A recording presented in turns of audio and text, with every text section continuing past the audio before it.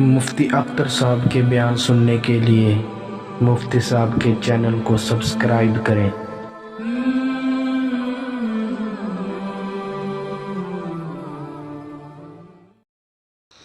الحمد للہ وکفا وسلام علی عبادہ الذین اصطفى اما بعد اعوذ باللہ من الشیطان الرجیم بسم اللہ الرحمن الرحیم ان اللہ لا یہدی من هو مسرف کذاب وقال تعالی الا لعنۃ اللہ علی الکاذبین۔ صدق اللہ العظیم۔ میرے محترم عزیزوں اور دوستو، آج ایک بڑی اہم چیز کی طرف آپ کو متوجہ کرنا ہے۔ ایک بہت بڑی بیماری ہمارے معاشرے کے اندر اور ماحول کے اندر چل رہی ہے، جس میں عام طور پہ اکثر لوگ مبتلا ہیں، پھنسے ہوئے ہیں۔ وہ کیا ہے؟ جھوٹ۔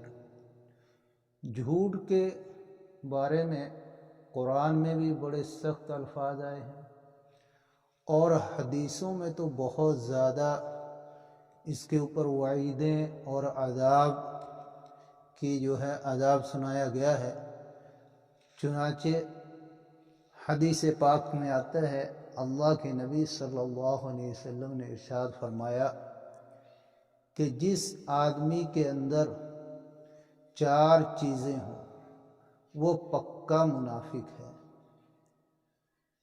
نمبر 1 خیانت کرنا، نمبر 2 وعدہ خلافی کرنا، نمبر 3 کسی سے جھگڑے تو بدگوئی کرے، یعنی الٹی سیدھی باتیں بولے، گالی گلوچ کرے، نمبر 4 جھوٹ بولنا۔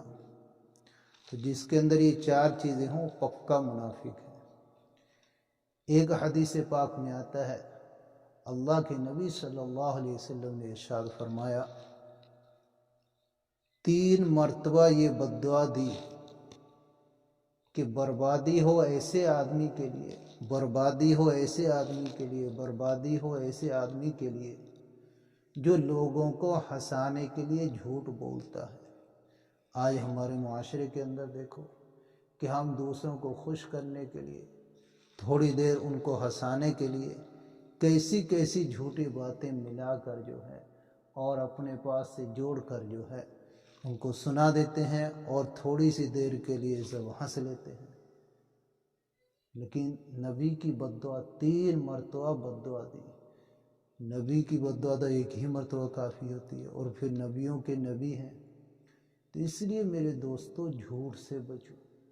حدیث پاک میں آتا ہے، اللہ کے نبی صلی اللہ علیہ وسلم نے ارشاد فرمایا کہ میں خواب میں مجھے دکھایا گیا، ایک آدمی کے پاس سے گزرا کہ وہ لیٹا ہوا تھا، ایک آدمی اس کے سر کے پاس کھڑا ہوا تھا، اور قینچی یہاں سے ڈال کر کے کاٹتے کاٹتے کاٹتے کاٹتے کاٹتے یہاں گردن کے پیچھے تک، گدی تک لے گیا، پھر ادھر سے کاٹتے کاٹتے یہاں آنکھوں سے یہاں پیچھے لے گیا۔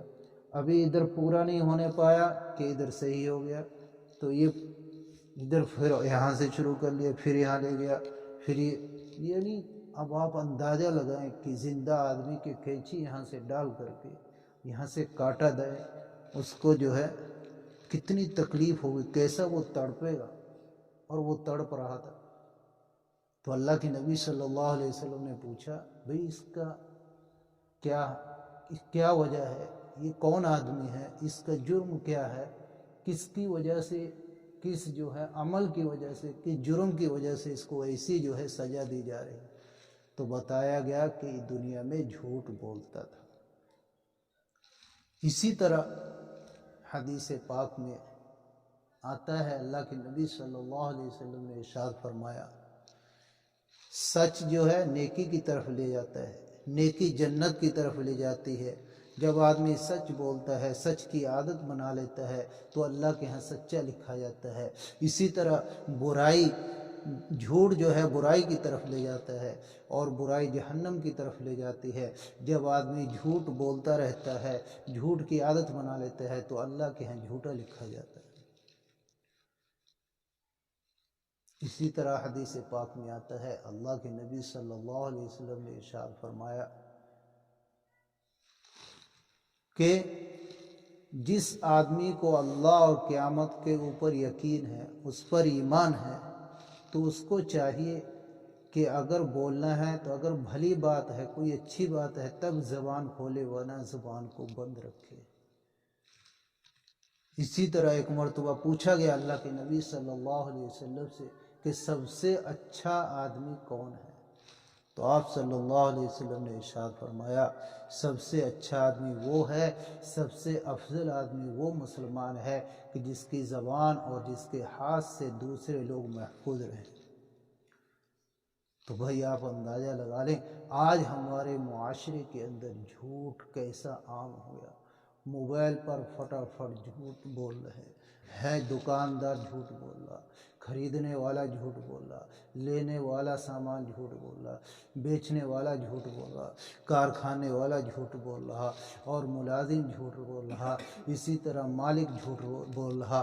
ہر آدمی جھوٹ بولنے کو اپنی جو ہے عقل مندی سمجھ رہا، جھوٹ بول کر پیسہ کمانے کو اپنی جو ہے چالاکی سمجھ رہا۔ میرے دوستو، اپنے اوپر رحم کرو، رحم کرو، رحم کرو۔ اللہ تعالیٰ نے قرآن میں صاف اعلان کر دیا کہ جو آدمی جھوٹ بولتا ہے اللہ کی اس پر لعنت ہے، الا لعنت اللہ علی الکاذبین، کہ جو آدمی جھوٹ بولتا ہے اس پر اللہ کی لعنت۔ اسی طرح اللہ نے قرآن میں صاف اعلان کر دیا، ان اللہ لا یہدی من ہوا مسرف کذاب، کہ جو آدمی جھوٹ بولتا رہتا ہے اور فضول خرچی کرتا ہے، ایسے آدمی کو اللہ تعالیٰ سیدھا راستہ نہیں دکھلاتے۔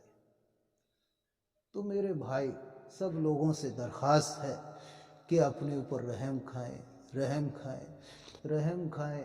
بھائی اپنے اوپر جو ہے اللہ کی لعنت اور نبی کی بد دعائیں نہ لے، اپنے معاشرے کو صحیح کرے، اور اس بات کو پلے باندھ رہے آج سے کہ زبان کھولیں گے تو سچ ہی بولیں گے، سچ کے علاوہ کوئی چیز نہیں بولیں گے، چاہے جو ہے اپنے خلاف ہی بات ہو، چاہے اپنے رشتہ داروں کے خلاف بات ہو، چاہے اپنی اولاد کے خلاف بات ہو، ہم نے تو ہر جگہ سچ ہی بولنا ہے۔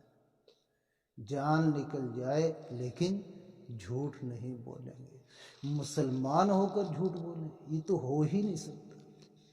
ایک مسلمان ہو، بلکہ انسان ہو کے آدمی جھوٹ بولے، اور پھر مسلمان تو بڑی بات ہے۔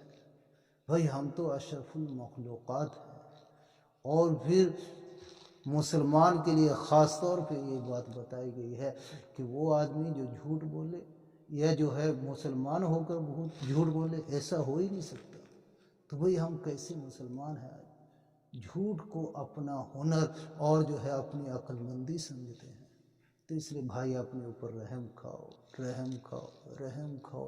اللہ سے ڈرو، اللہ کی پکڑ سے ڈرو، اللہ کے عذاب سے ڈرو، اللہ کی لعنت سے ڈرو، نبی کی بد دعاؤں سے ڈرو، اور جو ہے اپنی جو آدمی جھوٹ بولتا ہے اس کی دنیا بھی برباد ہو جاتی ہے اور آخرت بھی برباد ہو جاتی ہے۔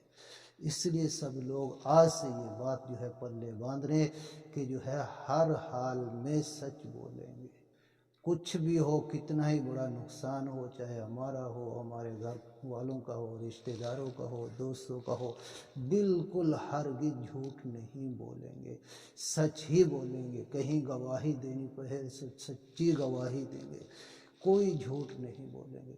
یہ مسلمان کا اصلی کام ہے۔ سچے آدمی کی ہر جگہ ضرورت ہے، لیکن آج سچا آدمی ملتا نہیں۔ تو اس لیے بھائی سب لوگ جو ہے اپنے آپ کو سچا بنانے کی کوشش کریں۔